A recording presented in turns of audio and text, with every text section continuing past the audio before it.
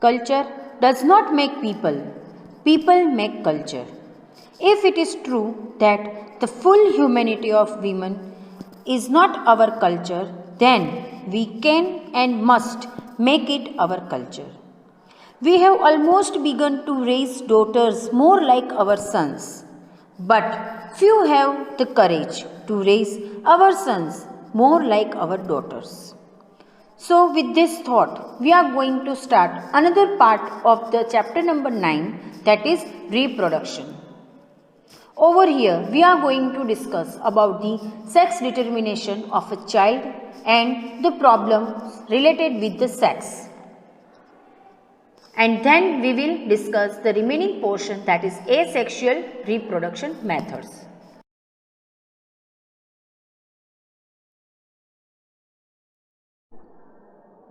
If we see the total number of cells in the human body, then there are two types of cells, that is somatic cells and germ cells.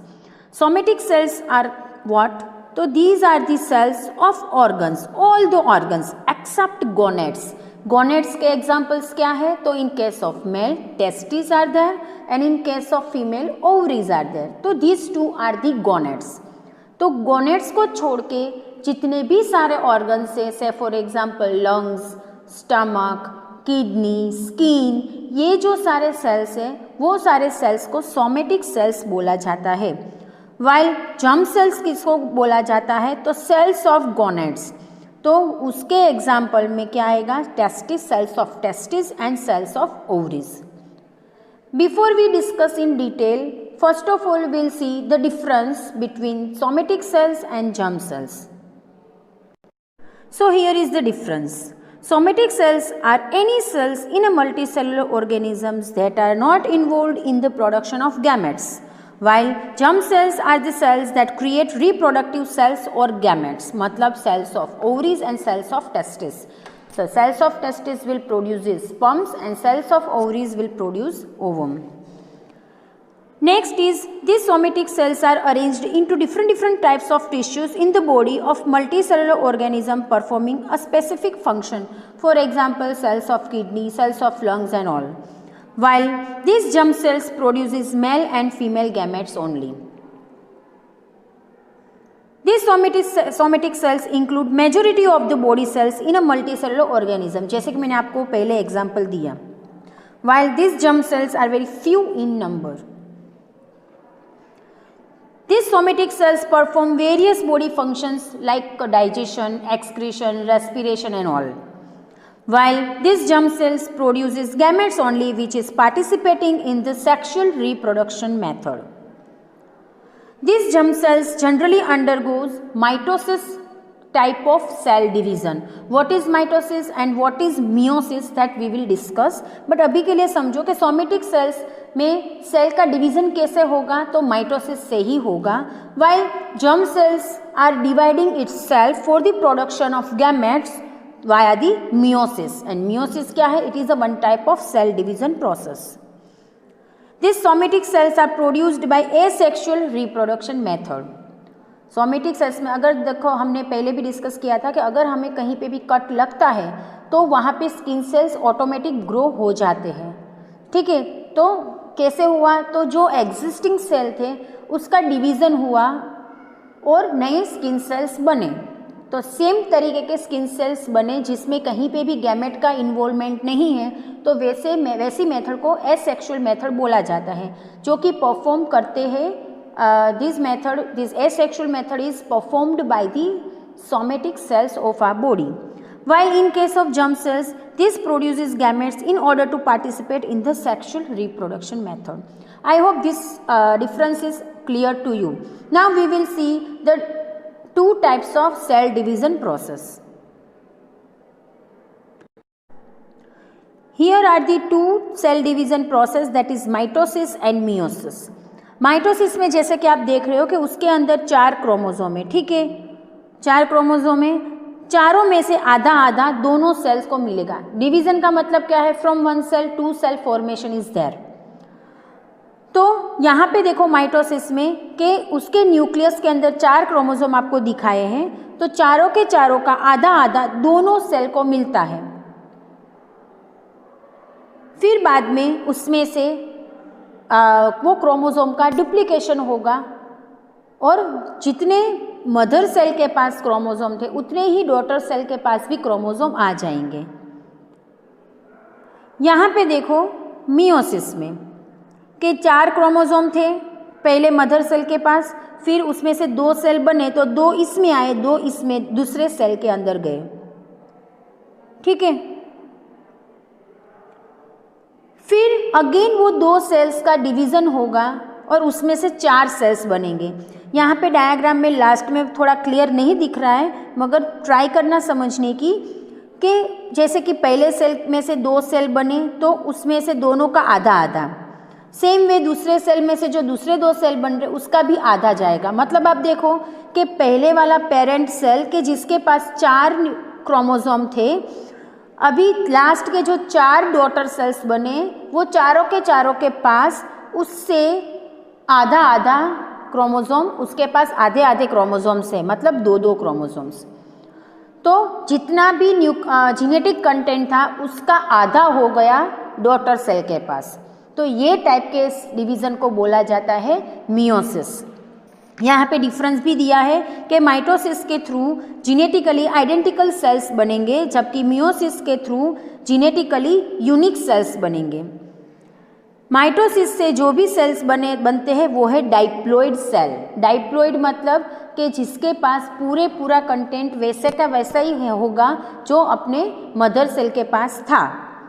And this meiosis के through result in haploid cell. Haploid मतलब जो है उससे आधा, that is haploid cell. This mitosis take place throughout an organisms lifetime. मतलब जब तक कोई बंदा जिंदा है तब तक उसकी बॉडी में सेल के डिवीजन के लिए माइटोसिस फॉलो होगा ही होगा, जबकि मियोसिस कब होता है? At the time of certain cycle in the organisms, for example reproductive phase. Mitosis is generally involved in asexual reproduction, while meiosis is involved in the sexual reproduction. So I hope these 2 types of cell division is clear to you, that is mitosis and meiosis. Mitosis में genetic content exact same रहेगा daughter cell के पास, जबकि meiosis में जितना parent cell के पास है उससे आधा डॉटर सेल्स के पास जाएगा। This is what the key difference between meiosis and mitosis. Mitosis के एंड में 2 सेल्स बनते हैं एक सेल में से, मियोसिस के एंड में एक सेल में से 4 सेल्स बनेंगे, having half amount of genetic content और हाफ अमाउंट ऑफ क्रोमोसोम्स। अभी स्पर्म के पास भी sperm and ovum are the haploid cells, जिसके पास आधा कंटेंट जेनेटिक कंटेंट होता है, half amount of chromosome is there in the ovum and sperm. तो आप देखो यहाँ पे एक सेल दैट इज ओवम, उसके पास 1n amount, n that is n represent what over here? Haploid number. Same way sperm cell के पास भी n, और इन दोनों का जब फ्यूजन होगा तब बनेगा 2n जाइगोट। तो 2n जाइगोट बना, तो आप देखो कि जाइगोट में तो 4 क्रोमोसोम वैसे के वैसे ही आ गए। So like this way fertilisation is done. So what we were discussing कि जो सोमेटिक सेल्स है वो जनरली डाइप्लॉइड होते हैं। डाइप्लॉइड को हम रिप्रेजेंट कैसे करेंगे? 2n। This diploid cell in human have total 46 numbers of chromosomes. In human diploid cell have 46 numbers of chromosomes. 46 numbers को हम पेयर में भी उसको डिफाइन कर सकते हैं, दैट इज 23 पेयर्स, 23 2 जा 46। ठीक है, तो टोटल नंबर क्रोमोसोम के कितने हैं? 46, एंड पेयर्स कितनी है? 23। ये आपको याद रखना है। अगर पेयर में पूछा जाए तो आपको 23 पेयर्स लिखनी है, और अगर नंबर्स में पूछा जाए तो 46 नंबर्स लिखने हैं। 46 नंबर्स में भी आप देखो तो उसमें भी वो उसका डिवीज़न मिलता है ऐसे 44 नंबर्स और 22 पेयर प्लस 2 नंबर्स और 1 पेयर। तो जो 1 पेयर है वो पेयर होगी सेक्स क्रोमोसोम की, और जो 22 पेयर्स है वो है ऑटोसोम्स। ऑटोसोम्स क्या? तो this autosomes possess the information of an individual for the somatic cells. मतलब लंग का सेल कैसा होना चाहिए, स्किन का कलर कैसा होना चाहिए, हेयर कैसे होने चाहिए, मतलब ये जो कैरेक्टरिस्टिक है वो सारी ऑटोसोम में स्टोर्ड रहती है। Which is common in male and female. ये ऑटोजोम मेल एंड फीमेल दोनों में सेम रहते हैं, ठीक है। कितने क्रोमोसोम सेम रहेंगे? 44 नंबर्स और 22 पेयर्स। और ये टोटल क्रोमोसोम को क्या बोला जाता है? Autosomes. while only one pair is differing, that is of sex chromosome. तो sex chromosome in female XX is there and in male XY is there. तो you have to remember this sex chromosome and autosomes. Sex chromosome के पास sex chromosome female में कौन से है? XX। तो female के cell में कितने आपको कैसे क्रोमोसोम मिलेगी? 44 plus XX, 44 number plus XX और 22 pairs plus XX। And male में कैसे मिलेगा? तो 44 प्लस XY और 44 प्लस 22 प्लस XY, ठीक है। तो सिर्फ डिफरेंस कहाँ पे है? सेक्स क्रोमोसोम में ही डिफरेंस है, बाकी सारी कैरेक्टरिस्टिक ऑटोजोम में जो मिलती है वो सारी मेल एंड फीमेल में कॉमन रहेगी। I hope this much is clear. अभी हम जर्म सेल के बारे में देख लेते हैं कि these are the cells of gonads which will give rise to the gametes, that is sperm and ovum. Generally sperms and ovum are the haploid cell. मतलब हैप्लॉइड कैसे? तो टोटल हमने ह्यूमन में कितना डिस्कस किया? 23 पेयर्स और 46 numbers. तो 46 का आधा कितना हुआ? 23। तो एक स्पर्म के पास सिर्फ 23 क्रोमोसोम्स रहेंगे, तब ये स्पर्म को बोला जाता है haploid cell. Haploid cell is having half the number of chromosome than the original one. Original के पास जितने नंबर के क्रोमोसोम है उसका एग्जैक्ट हाफ अमाउंट स्पर्म और ओवम के पास होगा, तो वैसे सेल्स को बोला जाता है haploid cells.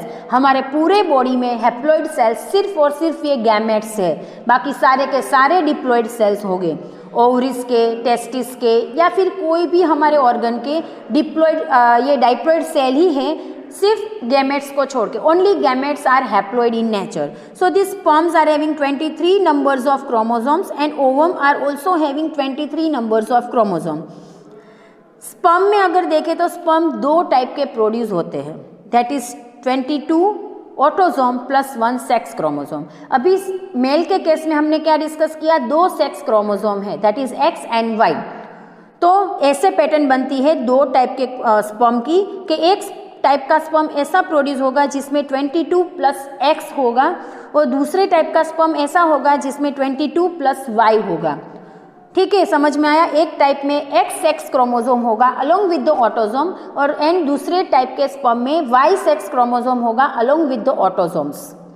While in case of female में तो XX क्रोमोसोम है, सेक्स क्रोमोसोम, और दोनों सेम ही है, तो जो भी ओवम होगा वो ओवम में एक ही टाइप का जेनेटिक कंटेंट आपको मिलेगा, that is 22 plus X। So only one type of ovum is produced per month, while sperm का प्रोडक्शन कंटिन्यू रहेगा in every day. So this much concept should be clear to you, then and then you will be understanding more properly sex determination of a baby. Here is the sex determination of a baby. This one is diagrammatic representation कि how the chromosome, sex chromosome is important in sex determination. So as you can see here, this one is the cells of ovary, that is female sex organ, and this one is cells in the testis, that is male sex organ. तो XX female में होते हैं sex chromosome, जैसे कि हमने अभी discuss किया, and XY in male. So this XX कैसे ओवम प्रोड्यूस करेंगे? तो autosomes plus sex chromosome and autosomes plus another sex X chromosome, ठीक है। तो ऐसे ओवम प्रोड्यूस होते हैं, और जबकि मेल में दो टाइप के स्पर्म सेल्स प्रोड्यूस होंगे, one sperm cell having X chromosome and another sperm cell is having Y sex chromosome, ठीक है। तो अभी इनका कॉम्बिनेशन कैसे होगा? तो अगर ये ओवम ये स्पर्म के साथ फ्यूज होता है तो ये फीमेल चाइल्ड बनेगी, ठीक है। अगर ये X क्रोमोसोम ये X स्पर्म के साथ फर्टिलाइज हुआ तो फिर क्या होगा? The resulting child will be the female child. And if this X ovum is fertilizing with this Y sperm, then the resulting child will be the male child, ठीक है, तो ऐसे आपको कॉम्बिनेशन मिलेगा कि एग्स तो जो एग प्रोड्यूस होते हैं उसमें तो एक्स ही एज अ सेक्स क्रोमोसोम रहेगा, जबकि स्पर्म दो तरीके के स्पर्म प्रोड्यूस होते हैं. One sperm is having X sex chromosome, another sperm is having Y sex chromosome. If Y sex chromosome fuses with the ovum then it will result into the male child, and if X sperm fuses with the ovum then it will result into the female child. तो who is responsible for the gender of a baby? Definitely father, क्योंकि father is donating sperm which is having X chromosome और Y chromosome. ठीक है, तो अगर Y वाला sperm fertilise होता है तब वो मेल चाइल्ड बनता है, और अगर X वाला स्पर्म फर्टिलाइज होता है तो फीमेल चाइल्ड बनती है. ठीक है, तो this awareness should be spreaded in the society that for the gender और for the sex of the baby mother is not responsible, actually father is responsible. What happens after fertilization? So here you can see that when sperm and ovum fuses with each other, zygote formation is there and then implantation is done inside the mother uterus. उसके बाद कौन कौन से changes आते हैं वो zygote में, that is what the baby inside the womb. तो जैसे इम्प्लांटेशन हुआ वो एम्ब्रियो में कन्वर्ट होगा through the cell division process about at the 4th week. This embryo is said to be the ball of hundreds of cells. कैसे? तो देखो हमने डिस्कस किया था कि when the egg gets fertilized, the single celled zygote divides repeatedly to form a ball of cells and it travels through the fallopian tube. By the 4th week, this ball of cells implant itself into the uterus and is known as embryo. After that, during this period, the embryo receives its nutrition directly from the mother's blood via the umbilical cord. The embryo grows and develops rapidly within the mother's womb or uterus, and all of the major systems of the body will begin to develop. Gradually, the different body parts becomes it will be identified easily via the sonography. These internal organs will start to develop, and that stage of growth of the embryo where most of the body parts can be identified is known as fetus. What is known as? It is known as fetus. This fetus is what? A baby that stays inside the mother's womb. The baby stays and grows inside the mother's womb or uterus for about how many periods? 40 weeks, or you can say 9 months. To develop fully. For the full development, the baby requires total 40 weeks of time, or you can say 9 months completely. And this period is called as gestation period. This period is called as gestation period, and it receives nourishment and all from the placenta during this period. मतलब वो baby के around एक transparent cover हो जाता है, और वो cover through वो ट्रांसपेरेंट एक टिश्यू फॉर्म हो जाता है, and that tissue will supply nourishment to that baby. When this fetus is fully developed, the wall of the uterus will start to contract in order to push the baby out of the mother's body. That is what for the at the time of delivery, and this process is called as parturition. This period is called as parturition. What is parturition? So it is what? Contraction of the wall of uterus at the time of delivery, and this contraction will push the baby out of the mother's body via the vagina. This is called as parturition process. Once the baby is delivered outside the mother's body, then it requires a lot of care, as we know all. So let us discuss what kind of care should be taken after the birth of newborn baby. A newborn baby is very small and is unable to look after itself. The mother nurses the baby on her milk, that is through the breast milk, which helps it to grow and develop resistance to the disease.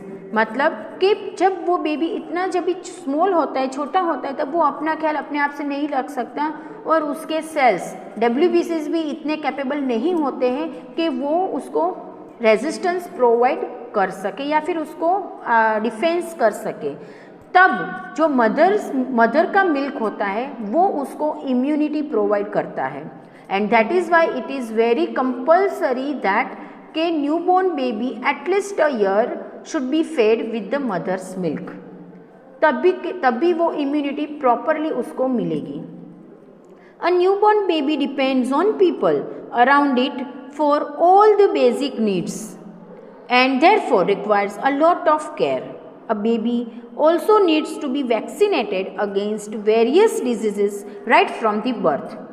तो अभी तो पूरा vaccination का chart ही मिलता है साथ में, तो डॉक्टर्स की हेल्प से जो भी पेडियाट्रिक बोलता है वैसे ही आपको वो बच्चे को अच्छे से वैक्सीनेटेड मतलब वैक्सीन दिलवानी है for the better future of that baby. Now we will be learning the different types of animals on the basis of how they will give birth to their baby. So here are the oviparous and viviparous animals. Based on how they produce offspring, these animals are divided into these two types, that is oviparous and viviparous. Let us discuss first about viviparous animals. Animals that give birth to the live offspring, that is babies, are called viviparous animals. For example, mammals such as cow, horse, dog, cat, elephant, human being, और ये सारी जो आपको examples यहाँ पे जो left side दिखाए हैं वो एग्जाम्पल्स है विविपेरस एनिमल्स के, which will give birth to their young ones, while oviparous animals are those animals that lay eggs which hatched into the offspring are called viviparous animals. तो in short आप बोल सकते हो कि eggs laying animals को बोला जाता है oviparous animals. For example birds, snakes, frogs, butterflies, these are the examples of oviparous animals. जैसे कि आपको राइट साइड पे दिखाया है एग्स वगैरह, हैन का एग्जाम्पल दिया है, लिजार्ड का दिया है. So they are the oviparous animals. Newly hatched birds and young ones of mammals look similar to their parents.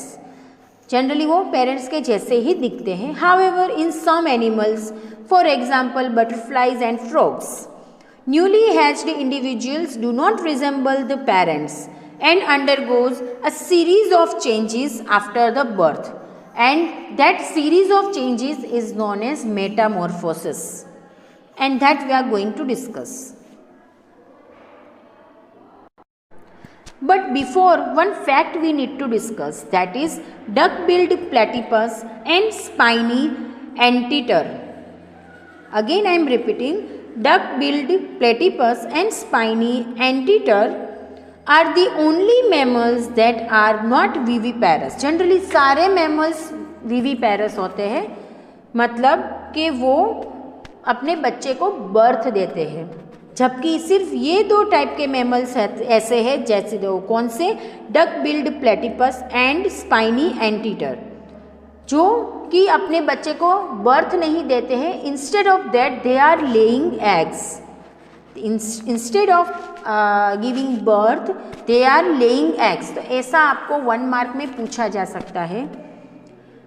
Another thing we need to discuss about the cloning.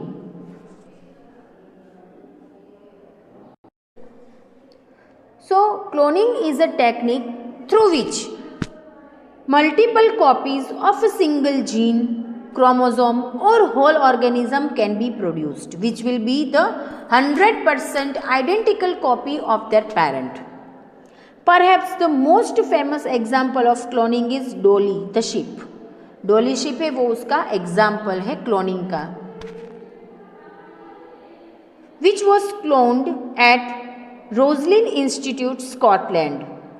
Cloning has many applications including generation of tissues and organs for the transplantation.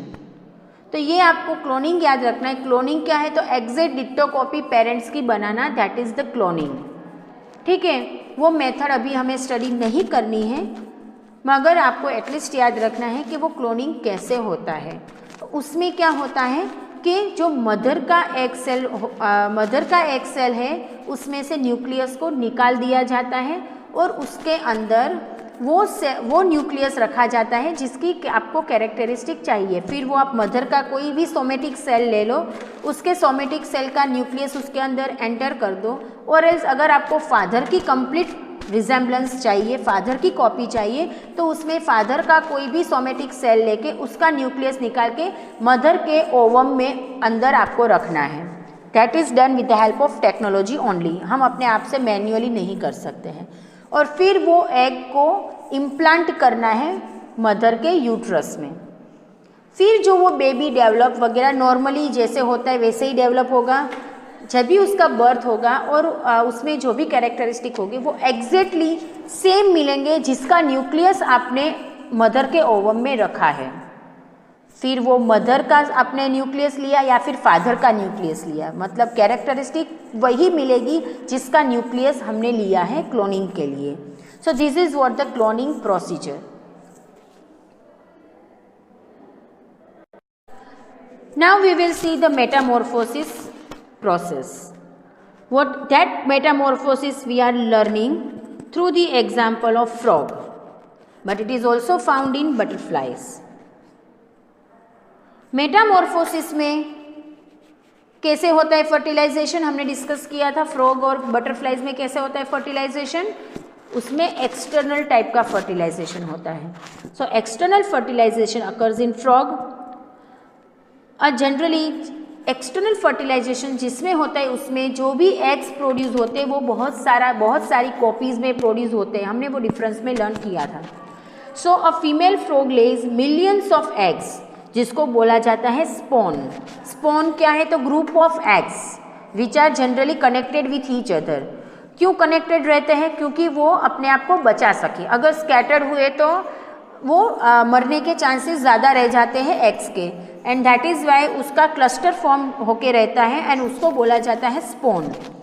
So a female frog lays millions of eggs into the water which are fertilised by the sperms discharged by a male frog.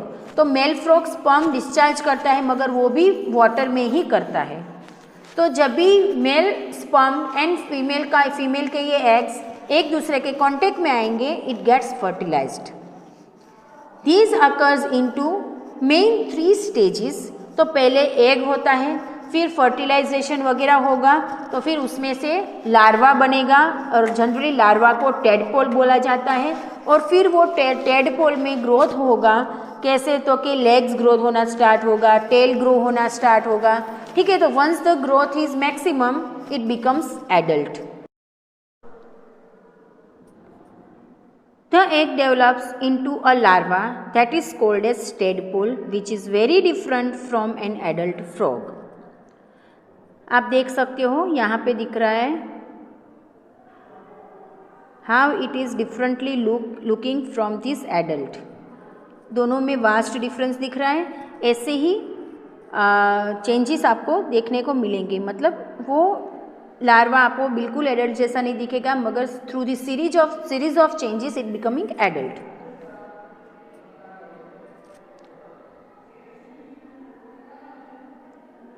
So the tadpole undergoes a series of changes during its development to finally become an adult frog. It loses its tail and develops lungs for breathing and grows legs. तो यहाँ पे देखो कि पहले tadpole के पास क्या है, tell है। ठीक है, let me show you the tail. Here is the tail. Eventually this tadpole grows legs. देखो टेल के साथ साथ अभी लेग्स भी दिख रहे हैं आपको। Here are the legs. Then afterwards through the various changes this tadpole is moving through. फिर धीरे धीरे वो अपनी टेल लूज करेगा। It loses its tail. तो you can see here how it has lost its tail and finally becomes adult frog by developing the 4 limbs. इसको बोला जाता है लिम्स। लिम्स किसको बोला जाता है, उसके 4 लेग्स को बोला जाता है लिम्स। सो वो फाइनली डेवलप हो जाते हैं with which it is able to hop और यू कैन से जंप, ठीक है। So it is the development of adult frog. So like this way the cycle is running के एडल्ट फ्रॉग फिर वापस से एग्स और स्पर्म रिलीज करेगा water में, अगेन फर्टिलाइजेशन होगा, अगेन टेडपोल। तो likewise this cycle is going on and this is known as life cycle of frog. And this process of going through the series of changes is known as metamorphosis. The similar metamorphosis is also found in the butterfly, but इसके 4 stages हैं, that is eggs, from eggs larva जिसको हम बोलते हैं caterpillar. Frog के case में larva को बोला जाता है टेडपोल, वाइल बटरफ्लाई के केस में वो लार्वा को बोला जाता है कैटरपिलर। फिर वो कैटरपिलर में से प्यूपा बनेगा and from pupa it becomes adult. So the larva of the butterfly transformed into an adult after undergoing a series of drastic changes and the transformation of a larva into adult through a series of drastic changes is called Metamorphosis. आपको यहाँ पे butterfly की life cycle क्यों नहीं दी है, because already in 7th standard you have studied the Metamorphosis in the silk worm में आपने study किया था और मोथ का भी स्टडी किया हुआ है। The same is there over here. Now we are suppose to discuss about the gender issues and myth.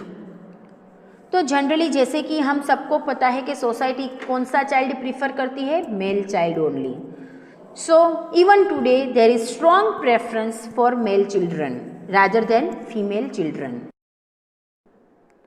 In some cultures, even today, there is a strong preference for male children and the female child is considered to be the financial burden on her parents.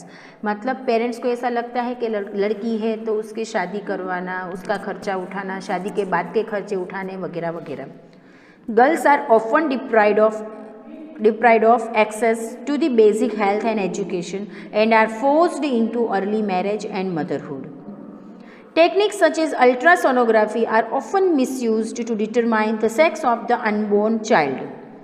And if it is detected, then the child which is there inside the mother's womb is female, then it is aborted. The fetus can be killed in the womb before birth using a method called abortion. The selective killing of the female fetus is called female feticide. इसको रोकने के लिए government ने क्या किया, तो to curb the female foeticide the Indian government has made it illegal to find out the sex of the foetus. आपने देखा होगा क्लिनिक वगैरह में कि sex determination is illegal over here, this is not done here and all. अगर फिर भी कोई पेरेंट्स ऐसा करवाते हैं, सेक्स डिटर्मिनेशन करवाते हैं, तब वो केस में वो डॉक्टर जो कर रहा है ये, उसको भी जेल हो सकती है और उसका मेडिकल लाइसेंस कैंसिल हो सकता है और वो पेरेंट को भी इम्प्रिजनमेंट हो सकती है। However, the fact is that the sex of a child is determined by the father's sperm because it carries either the X chromosome or the Y chromosome in their sperm. So, who is responsible? Father is responsible. But even though, still, the mother is blamed for being unable to bear a male child. अगर कोई mother को लड़का नहीं होता है, सिर्फ लड़कियां हो रही है, तो अभी भी सोसाइटी वो मदर को ही ब्लेम करती है कि इसी में कुछ कमी होगी, तभी सिर्फ लड़कियां हो रही है, लड़का नहीं हो रहा है।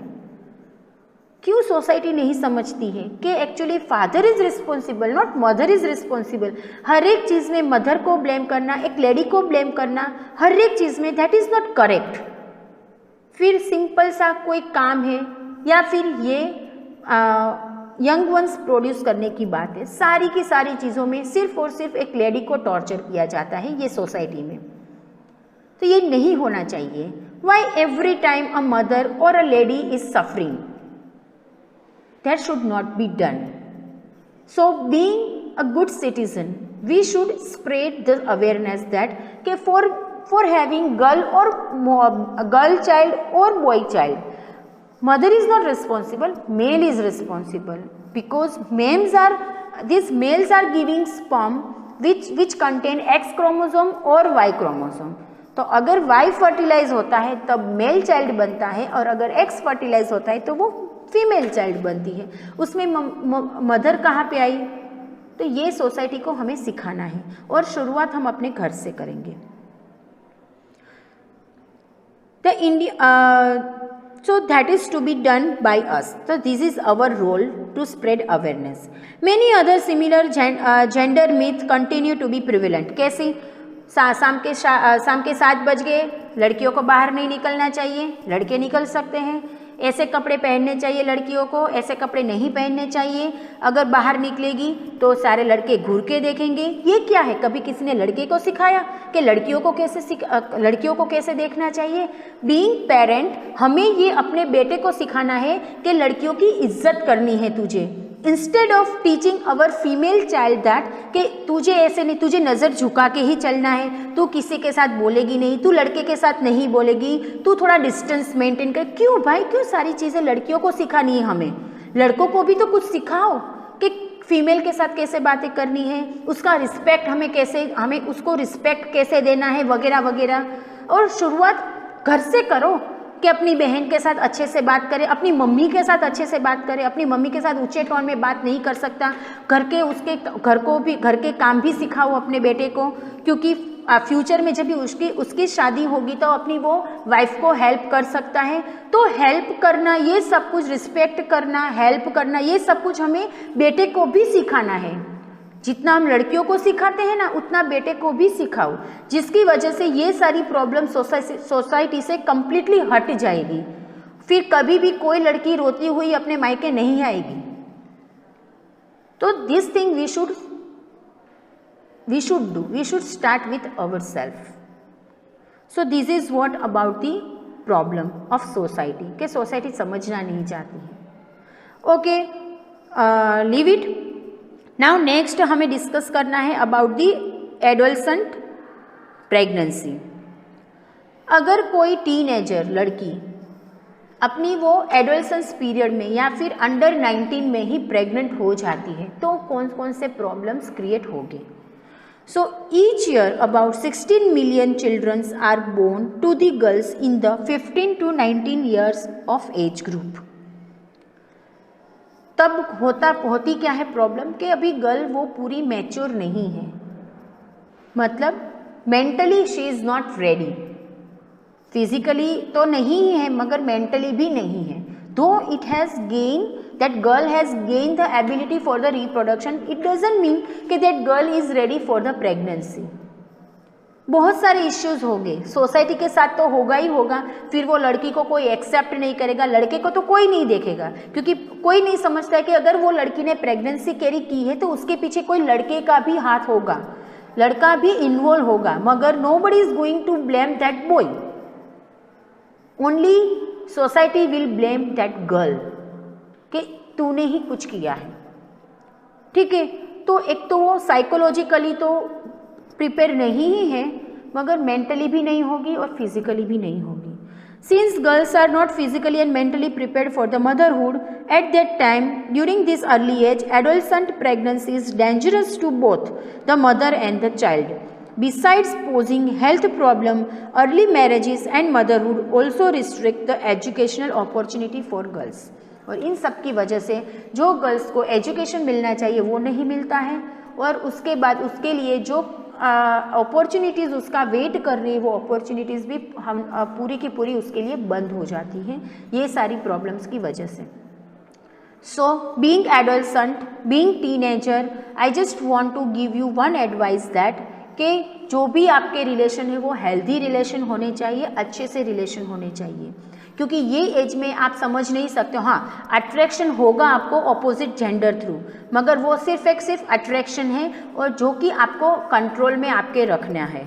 वो अट्रैक्शन है, वो आपको अपने सेल्फ कंट्रोल, आपको अपने ऊपर सेल्फ कंट्रोल होना चाहिए, बिकॉज वो सिर्फ और सिर्फ एक अट्रैक्शन है। आप अभी भी मेंटली रेडी नहीं हो पूरा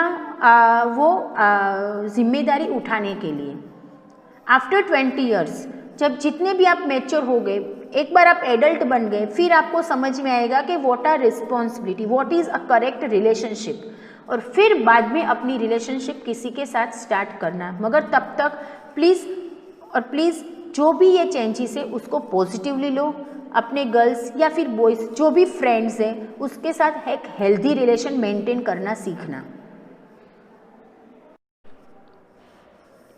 Now next we are going to see about the another type of reproduction, that is asexual reproduction. What is asexual? That already we discussed. Again I am repeating कि it is a method through which a new individual is formed from the cells of a single parent. मतलब over here only single parent is required. It is the simplest form of reproduction and is most commonly observed in organisms such as amoeba, hydra, yeast, starfish, sponges and worms. मतलब lower organism में ये बहुत common है। तो first method that we are going to discuss is binary fission. तो as you can see the binary fission, इसमें हमने कौन सा एग्जाम्पल डिस्कस किया है? अमीबा का एग्जाम्पल।